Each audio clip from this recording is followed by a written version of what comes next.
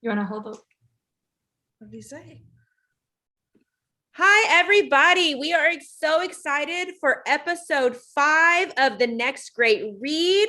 I am Misty Shea, and I am joined here with a new person today, Caroline Carr. Caroline, Hello. introduce yourself. I'm lucky enough to be the librarian at Parkwood Hill, so that's 5th and 6th grade, 10 and 11-year-olds, and I'm just thrilled to be here. Yay. But she is also a connoisseur of YA. Before y'all even caught on, or before we were all talking about all the books we've been reading that are YA. So she is also, like me, a YA person. So, and then of course, we are going to go not completely YA tonight because we're changing it up. Yeah, fangirl moment. Yay! We have a special guest, Dan Gemeinhart. If you were in our middle schools this year, you know him because The Remarkable Journey of Coyote Sunrise was one of our Battle of the books. Say that 10 times, Battle of the Books. And by the way, we are also joined by our lead. No, I'm just kidding. Lauren Stetler. We didn't say anything about her name, but good. She's the most important. Oh, no, never. Sure. I'm the librarian at Keller High School, and I am super excited to be on this one today because I can't wait to talk to Dan. So I was in middle school last year, and Carrie reached out to Dan and just said, hey, this is one of our Battle of the Books book. Would you be willing to send him like a good luck message? And he did. He sent us a video just saying good luck to all of our students and how honored he was to have that as a Battle of the Books book. And so that was really, really great for our kids to see. So I'm really excited just that he's joining us again. Such a fun guy. Absolutely. And I just love that his books are just so varied.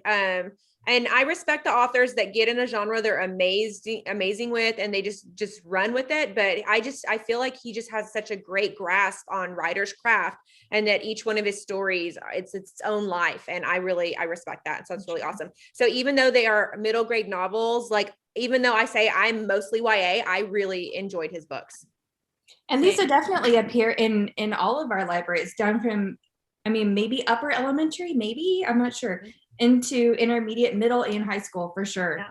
This is relevant for everything. So good. So our theme is summer staycations because Coyote Sunrise is kind of like a staycation in its own. And please talk up on that, ladies, Well, she goes on this whole big journey, which we'll kind of talk about in a little bit, but she is on a journey with her dad and they're going cross country everywhere in this bus. And so staycation, meaning the people in our books are not staying. We are staying at home and having an adventure through these books. And so we're going to take you guys on some adventures today. See where we've been this week. And I'm always in awe and inspired when I hear an author talk about, how they come up with books or some of the thought processes or, what was their motivation or what happened in their life that made them think like, oh, I want to write a book about a girl, traveling cross country with her dad. So I'm always interested to hear what they say and what they think, because I'm in awe. Like I fangirl for authors, people. That is my weakness. I fangirl for all authors. I actually thought this would be a perfect book to listen to, an audiobook to listen to as you're going on a road trip, because it's kind of about a road trip and it's so fun and touching. It's a really good book that makes me laugh and cry. And that actually happened in this book. So I think it's my favorite of his, and he writes great ones. I think I have all of them in my library. The Honest Truth, Good Dog, Scar Island. I think I have all. All right, are y'all ready? Time to fangirl, y'all.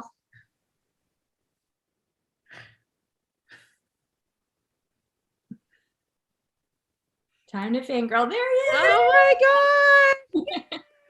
We were just talking about how awesome you are. Yes. So we were talking you up and talking about Coyote Sunrise. We are so excited to have you. I'm so excited to be here and so excited to talk with you guys. Oh, and we obviously put not obviously, that was a rude word. We put The Remarkable Journey of Coyote Sunrise as your, next to your face. That's a great, shot of you. But because our Battle of the Books kids read it this year and it's just fresh on our minds, but we also want to highlight some of your other books as well. Lauren, you want to go to the next slide because it's all about him. Woo. Yeah, Nice. Coyote Sunrise is my favorite, but what's like your favorite book? Like you've written so many, all of these. I have all of these in my library. Mm-hmm. Oh, thank you so much. I'm so glad. So Dan, what is your favorite book? Like if you you have like feel good books and books you just like reading over and over again because they just either pull your heartstrings or they motivate you. Have you ever had a book like that, or did you have one like that growing up? Oh, for sure. Growing up, most of the books I would have read as a young reader aren't on the shelves anymore because books for young readers have come such a long way in the last couple decades. And especially like middle grade and YA books. I mean, that wasn't even a thing like 20 years ago. And now it's incredible. There's so many amazing authors writing such incredible books of all different genres, all different types. I mean, it's a great time to be a young reader. But so a lot of the ones I read as a kid aren't really around, but I mean, Charlotte's Web was around. That's obviously a great book. I loved Hatchet as a kid. That's still a great book. Yes. For sure. Judy Blume and Beverly Cleary were killing it back in the day. And I read all those books, Double Fudge and all those, and Ramona Quimby. So I loved all those. But, kind of beyond that, all the books that I read as a kid have been replaced by much, much better books. But some books that I've read recently-ish that are some of my favorites. I love Ghost by Jason Reynolds. Oh my gosh. I love, same. yes, Insignificant Events in the Life of a Cactus by Dusty Bowling is amazing. yes. Train I Ride by Paul Mosier. Harbor Me by Jacqueline Woodson. Esperanza Rising by Pam Munoz-Ryan is one of my favorites. So I mean, Refugee by Alan Gratz is an incredible book. I'm a big reader, no big surprise. And so I don't have like one favorite or three favorites. I've got like 200 favorite books. And so I could talk about books all day long. Well, and I think part of that is you used to be a librarian, right? That's right. I was an elementary school librarian. That is so fun. Which is why he knows to have his books just beautifully displayed. Oh, yes. Did you see that? I love that. Yeah, it is need to have them on the the screen. best job in the world for sure. It is the best job in the world. Yeah. Well, look at this. We get to talk to really cool authors. That's part of our job. Hello. Yeah. So I'm just curious, how long does it take you to like write a book? Like you decide like what you're gonna, do you have a new book coming out? Say yes. Yes, I do have a new book coming out. This one, there's definitely a bigger gap. Like those 5 that are on the screen, that was 5 books in 5 years, 2015, Wow. 16, 17, 18, 19. And then I wouldn't say I like hit the wall, but I mean, I got kind of tired. And it was like, because when you're like doing the rough draft of one book, you're at the same time, you're revising the book that's about to come out, and you are promoting the book that just came out, and you're doing brainstorming for the next, and so it was kind of a lot. And so I do have another one coming out, but I did not have a book in 2020 or 2021. But in 2022, I've got another book coming out, which I'm super excited about. It's really fun when a book comes out, and it's fun to see it out there in the world, fun to see what the cover is, and fun to kind of start sharing it. And I haven't got to do that since 2019, and so I'm really excited. Both because I like the book. I'm excited to have that book out there in the world, but also because it's really a fun process to put a book out. So I'm pretty excited for next. I think what they're saying is August 2022. So about a year. That's a long way out. That was Can you tell us the name of the book, or like, is it a secret? No, it's probably, I mean, they've, so far, all 5 of my books, none of them have the title that I originally gave them, that you can, because the publisher can change it. The publisher can say, hey, we like the story, but like, we don't think this title is going to sell. So you work together, you brainstorm, and you come up with better titles. Because like anything about the book as like an artistic thing is mostly up to the author. They can, make suggestions and things. But as far as like the book as a product, a lot of that's up to the publisher, like the cover. The author doesn't have anything to do with the cover, and like the title, because like their job is to try to make a book that people are going to buy so that they can pay the author for the next book, right? And so it's a good thing. But so I think the title is going to stick. I think it's going to be called The Ragamons, because in like the world's most basic nutshell, it's about a group of kids who the people in their life who should be taking care of them aren't. And so they kind of band together to take care of each other, and they call themselves the Ragabonds. It's like ragamuffins and vagabonds put together. And so I think it looks like that's what the book's going to be called, the Ragabonds. Okay, I have to admit, I did look this one up. So I was like, oh gosh, I want to see what this next one is. And I have to ask, I was reading in the summary of it, and it takes place in Slaughterville. I was like, oh my gosh, what a name. Tell me about Slaughterville. So it was, I decided to go, this one took me a few tries. Like I've written basically 4 complete versions of this book. Which one reason it took a couple years. I couldn't get the voice right. I couldn't get the perspective right. And I thought I tried first person, tried third person. And I decided like it was dealing with some pretty heavy stuff. And I decided, because then you can go really realistic with that, when you're talking about like abuse and neglect, and then it can become really, really dark for obvious reasons, because they're very heavy topics, and really, well, I guess dark is the best word, right? And I didn't want it to be dark. I wanted it to deal with some heavy stuff, but not in just a ruin your weekend kind of way. And so then the other way to go is to go kind of exaggerated, kind of like a Roald Dahl, like the villains in Roald Dahl books, right? And so you can deal with this stuff, but I wouldn't say in a more fun way, but a less scary way, where it's kind of cartoonish, And so and so some parts of it, I think are very moving and very poignant and very real and very tender. But some of them it is overdrawn in what's hopefully a fun way. And so the villains are really bad and things like that. But yes, it takes place in Slaughterville. It's this kind of grim, dreary town where these kids kind of show up to. And the only, the industry in town is a slaughterhouse. And the slaughterhouse features prominently in the story. And so it was, and then once I figured that out, like I'm going to lean into this darkness in more of a fun way and less harrowing way. Then I was like, then I got the tone right. And then it all kind of came together. So if Slaughterville sounds ridiculously grim, that is exactly the point.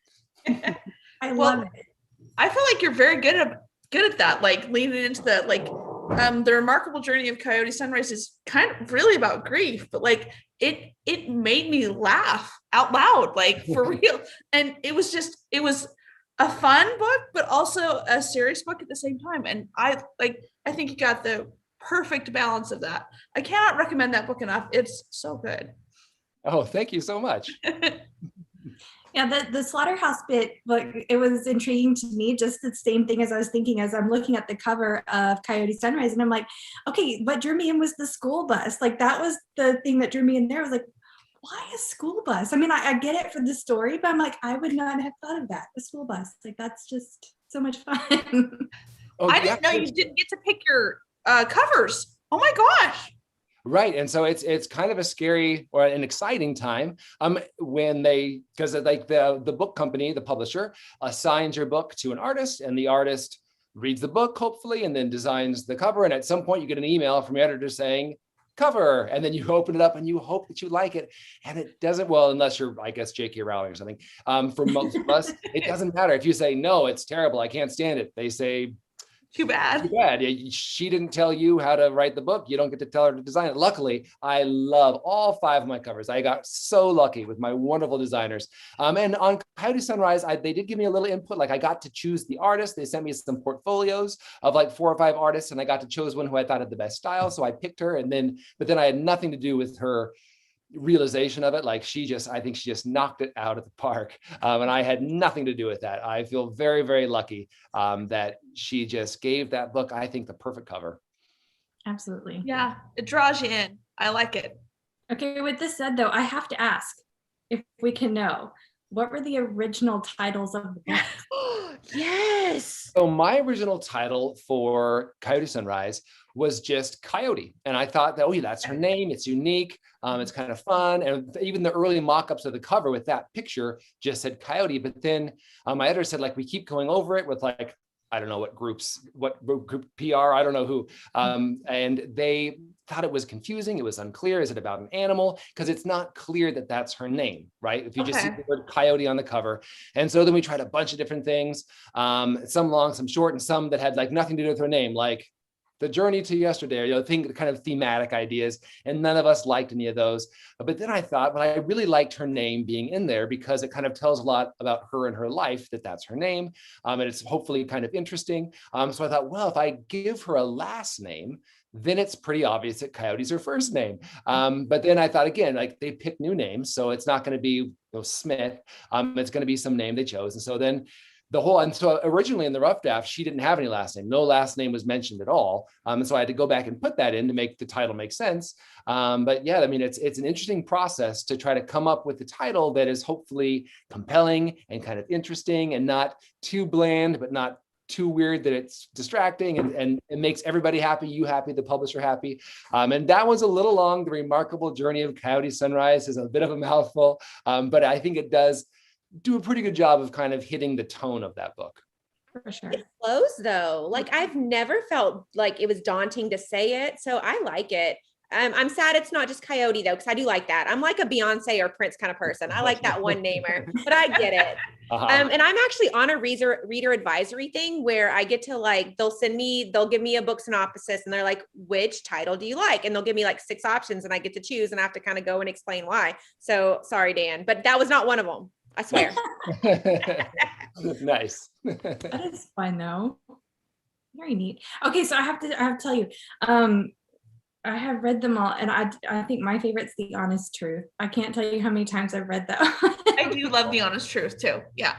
Oh, thank you. That's it's got a very special place in my heart. I mean, it came from an important place in my life, an important part of my life, but also it's like the book that made my dream come true, because I've been trying for years to become an author, and I wrote a number of very bad books that never got published. I got lots of rejections. I was years and years into it. And then I wrote that one, and it kind of made the rest of my dream possible. So I've got a very tender place in my heart for The Honest Truth, for sure. That one, I'm not a big realistic fiction reader, but I was just in tears reading that one. And so you always have the kids that come in, what, I need a book to make me cry. I'm like, well, here you go. I get that on the daily. I want a sad book. I'm like, well, yes. Here we have some sad. Entirely sad, and that's why I enjoyed it, because you can't just have sad. That's not good enough. You have to have that uplifting piece too. So I always have 2 copies of this one on my shelf, and I always have to end up buying 2 more every single year because they don't come back. They just keep them. They love those. Oh, nice. I guess that makes me happy. I'm sorry. Oh, it's fine. There, but if that baby needs that book, take that book, honey, please.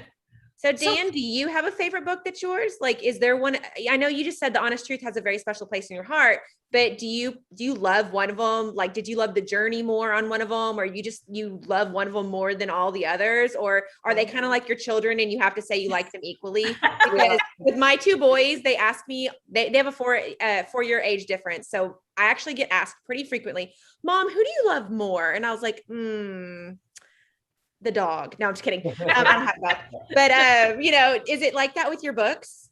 Yeah, because kids ask that a lot too, like which one's your favorite? And I say exactly what you just said. I said, well, it's kind of like asking a parent who their favorite kid is, right? Like when you say I love you all equally, you're not just lying and dodging the question, right? Like it's true. Like each of my kids is very, very different. I love them all in different ways. I could never honestly pick a favorite. And same with my books. I mean, there's different parts of each one of them that I love the most, maybe. But overall, I mean, I worked really hard at each one of them. They're all from a different time of my life. And so they each represent like a little chapter of my life. And so I'm not dodging. I couldn't pick a favorite. They're all special to me. Well, exactly. Well, I seriously, like, I love my book. They're so different. They're night and day, but I love them both for the same reasons. And no, for different reasons. No, I'm just kidding. But it's like that. I like when authors compare it to their children, because you really cannot choose a child. Yeah. So I'm curious, where do you get your information or your ideas for your books? Like, you spend so long with the plot of where does that come from? Like, why do you decide, hey, this is what I'm going to write about?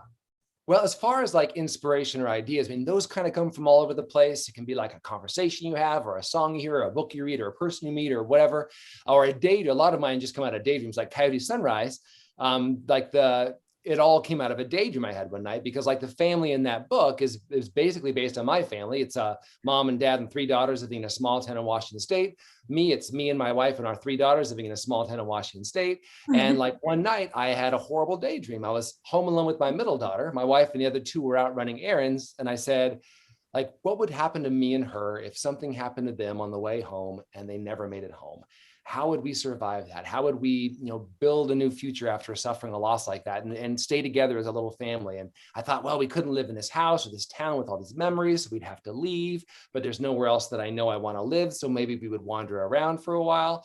And the whole idea of this heartbroken girl and her dad roaming around the country, running away from their sadness, came out of that daydream. And so that one was just having a thought, an awful, haunting, morbid thought, but then playing with it and saying, I think there's a story there. And as horrible as this daydream is, I don't think it would be like a tragic bummer of a story. I think it could be a hopeful, uplifting, kind of fun story if it's done the right way.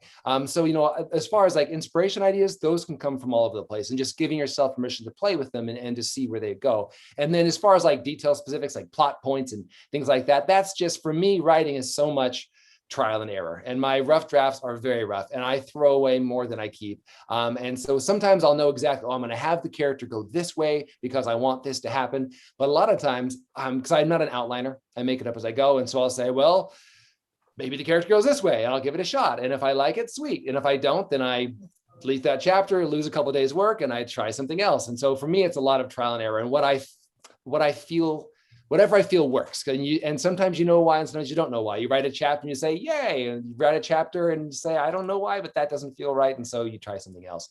And that's just a matter of looking inside yourself, playing around with ideas, and trying stuff out.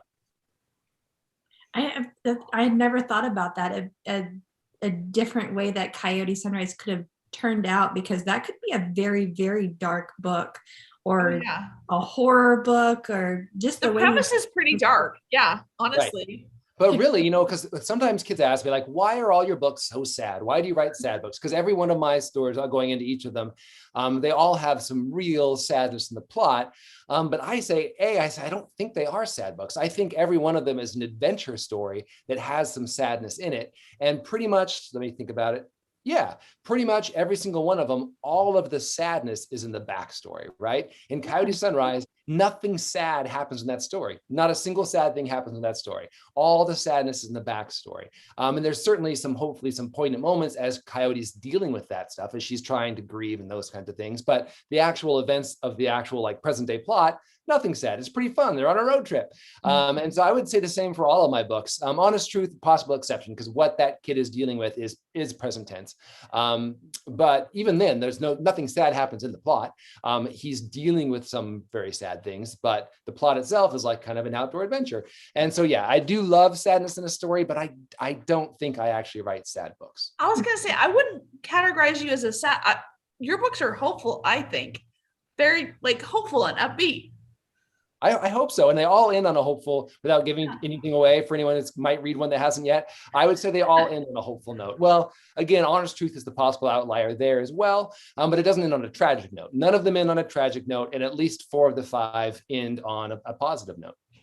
What's funny about the Honest Truth in that cover, when you say that, when kids say, I want a book that's going to make me cry, I hand them this one, and they immediately go, oh no, there's a dog on the cover, it's going to die. And I'm like, I'm not going to tell you what's going to happen.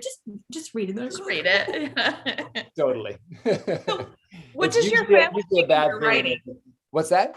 What does your family think of your writing? Are they like cool with that, or like, what's your routine? Yeah. So my wife is my first reader. She's a 9th grade English teacher. She's a great first reader for like proofreading. She's great at finding all the mistakes I make. She's a terrible first reader in that she's way too encouraging and supportive. And so she'll say, I love it. It's great. Which is very nice to hear, but like 0% helpful. Because like I really like negative feedback. Like, tell me what's not working. Tell me what you didn't like. Tell me what you rolled your eyes at. Tell me, because I want to fix it and make it better. And if you say it's perfect, then that doesn't, and I know it's not perfect, that doesn't continue to work with. So she's great for little mistakes, not as good for like poking holes in it. But then now my oldest daughter's 15. So she has been basically the second reader on at least the last three: Good Dog, Coyote Sunrise, and Vagabonds. So once I finish the rough draft, I've read it out loud to her, and that's really good. It's great to read things out loud. You can get a feel for descriptions that get too long you didn't notice when it's just words on a page, or sentences that are clumsy you didn't notice until you read it out loud. But also then I can see what she likes, what she doesn't like, what she's confused by, what she wants more of. And then my now my youngest two are old enough as well. They are 11 and 8, that they were also in that first read on Coyote Sunrise and Vagabonds. And so it's great to get a chance to kind of bounce my stories in their very roughest form off of, basically, you could say, the target audience. It's great. It's a really helpful part of the process. I'm a little jealous of children right now. They get to read them first. I know. Oh my gosh. That's the Devil Wears Prada, where the kids have to have the Harry Potter book first, and they still have like the copies that aren't even bound. Oh my gosh, that's amazing. And what a great way. I mean, yeah, you have your own reader advisory in your house. Totally. Yep. And kids are less afraid to be critical. And so they're very, very, but they're not mean at all. They're very nice. Oh, I love it. It's great. But they'll also be like, well, and they'll just give you actual honest feedback. Like, that part was confusing. That part was boring, which is great. And because that's really, really, really helpful. Yeah. Well, do you hear from your readers much? Like, do you get fan mail? Like, what do they say? It was super sweet. And so, I mean, nowadays, it's all through email. Well, it's 90% through email, which is great because I can reply really quick. And so it's wonderful to hear from readers, and they say cute things and sweet things. And it means the world to me, especially as someone who worked for years as a librarian, and the school that I worked in was an amazing school, but the kids were dealing with a lot of things. And so a lot of my students were reluctant readers. A lot of them were English for their second language. And so my job is to try to get kids into books. And so anytime a kid says, like, I didn't like reading, yours is the first book I finished, or whatever, or a parent or a teacher says that, that nothing could mean more to me than that. And so it's wonderful to get those messages, for sure.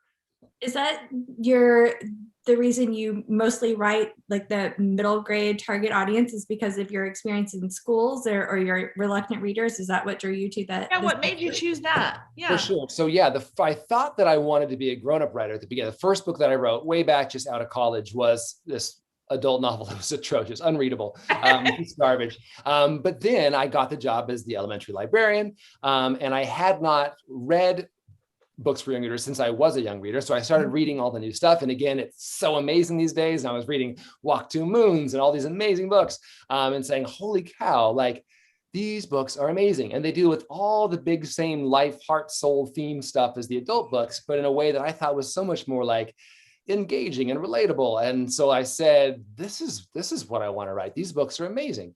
And so then from then on, it still took a few tries before the honest truth. But that's how I got into writing for that age. And I was in a K-5 school. And so had a lot of practice working with those 3rd, 4th, and 5th graders. And that's where they start to become reluctant readers, right? Like every kindergartner loves story time when it starts to go down. And so that was a big part of it. And I think that really had an impact on my writing style as well, where I tend to have pretty short chapters. I tend to have pretty snappy beginnings, like a fairly dramatic first chapter. Coyote Sunrise isn't a super dramatic first chapter, but the rest of them all have a pretty splashy opening chapter. And I have a lot of cliffhangers. You could definitely say I overuse cliffhangers. Most of my chapters end with dun, dun, dun. And I think that's because, like, I was always trying to get kids hooked on reading.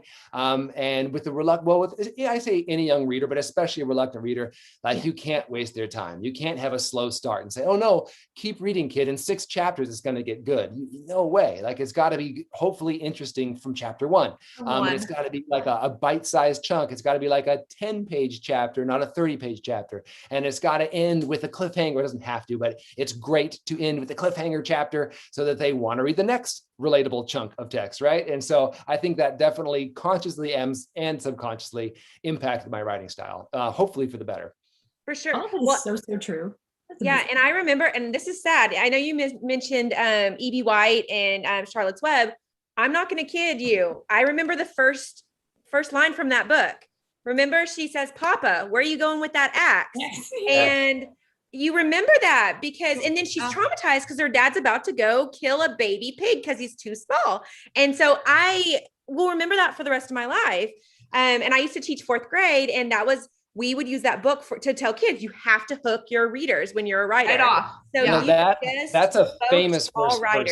Yep, that's a famous first line. And all sorts of writers talk about, not just writers for young readers, all sorts of writers talk about that first line. Papa, like, yeah, where are you going with that axe? Or what are you doing with that axe? Because it's conflict and tension from sentence 1. You don't know her, you don't know her dad, you haven't met Wilbur, but boom, you've got tension and conflict and stakes, and it's fantastic first line.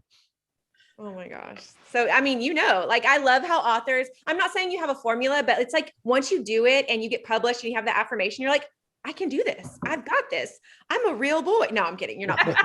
But you know what I mean? Like, you have the affirmation that I am a writer. And I think it's amazing. And I'm so excited that you have so many awesome books and you have more coming out. Hey. I do. Thank you. Well, okay, we don't want to keep you on too long. Oh, I'm so sorry. We don't want to keep you on too long. We usually keep them about 30 minutes, but I do want to let everyone know, please, please, please. He has a website, dangemeinhart.com. He is on Twitter and Instagram at Dan Gemeinhart, and on Facebook at Dan Gemeinhart Books. So please, please, please go check him out. Go to your library, check out these books, go buy them because it helps him write his other books. No, I'm kidding. But we are so happy you came to talk to us, humble librarians. Well, I'm not I'm a former librarian, but you're still a librarian. You're a librarian always. A librarian. Just like Dan's still a librarian. Like, That's once right. you're a librarian, you're always a librarian. That's right. Like Mr. Shu, John Schumacher, Yes. librarian guy. I was talking with him because he also was a librarian. Now it's a different role. And I was saying, I was kind of bemoaning because I miss being the librarian, being a former librarian. He said, no, you're not a former librarian. You're just a librarian without a library. And I thought that was a perfect way to put it. So you're always a librarian. You maybe just don't have a library. Yeah, exactly. I love that. Well, thank you so much for being here with us. Thank you so much. So my pleasure. Yeah, thanks so much for reading. Thanks for having me. Thanks for sharing my books with your readers. It's really awesome. I really appreciate it. Thank you so much. Look at you. Awesome. And I'm going to Lauren, you want to skip ahead? Next week, our theme is summer flings. We were going to talk about some books, but we were way too interested in what Dan was talking about. So we're not going to talk about our books. So I want to move all the way to the last slide, Lauren. We're just going to skip. We can have these books for next time. We promise that we will include some of those books so that you can know some amazing stuff we're reading. But next week is our last show. So our last show for this summer, not forever. We're actually talking about doing some during breaks like Thanksgiving and winter break and all that. So next week, please join us on the 27th, Tuesday at 8 for Summer Flings. And that can mean anything. So, you know me, I am really awful at following along with whatever the theme is. So Summer Flings, and we added Caroline's Twitter handle on here. And I'm not gonna lie, Caroline is Twitter famous. So if you do not follow Caroline and Carr, you need to, because she legit has more followers than I have on all of my social media. Okay, that's just not true. But if you follow me, I will follow you back. And I hope you guys don't mind. I just took a picture because I'm gonna put it on my Twitter. You should. But we are so thankful. Thank you, Caroline, so much for coming on. I knew you loved Dan Gemeinhart. I love him so much. It could be with us. It was a pleasure for me. Like, seriously. Oh, see, and you warmed my heart too.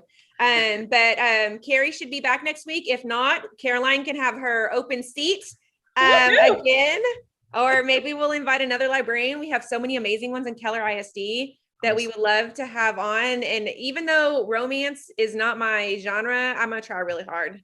It is not mine either, but you know what? We are going to be joined by another guest next week to talk some romance. Oh, yeah. One of her favorites. Yes. We're going to actually be joined by a student, or I guess now a former student. She just graduated from Keller High School, and she will be joining us next week. She is kind of Instagram famous. She does like Bookstagram, or she has a big following, and authors have started sending her books to review and put on her Instagram account. So she's going to join us next week, and I will tweet out her her Instagram handle, so that way you guys can go and check her out if you'd like to see what she's reading. And she'll join us next week, and because she was really excited about the summer fling theme, so she'll be joining us for that. So good. So I'll let her book talk all her books. No, I'm just kidding. I'm gonna read something. I'm always reading, even though Lauren likes to read the books I want to read, but that's okay. I'm not salty. Well, we just both have really amazing taste. That's I was gonna say great minds think alike. Right, great minds think alike. Okay.